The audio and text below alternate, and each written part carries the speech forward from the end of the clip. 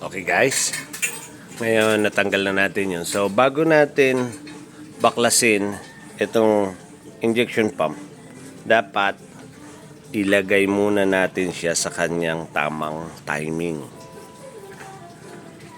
para pagbalik natin hindi na tayo mangangapa.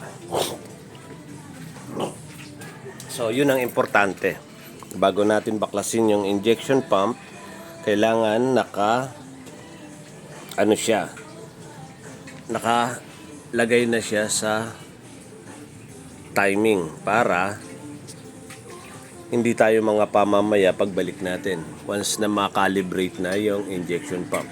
So ganun lang muna ang gagawin natin. Iikutin muna natin yung kanyang ganyan.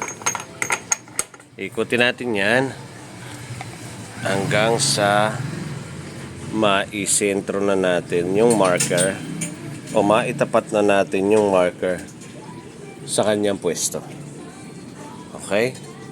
Kasi pag hindi natin ginawa yun, mamaya pagbalik, hirap. Mangangapa tayo. Okay.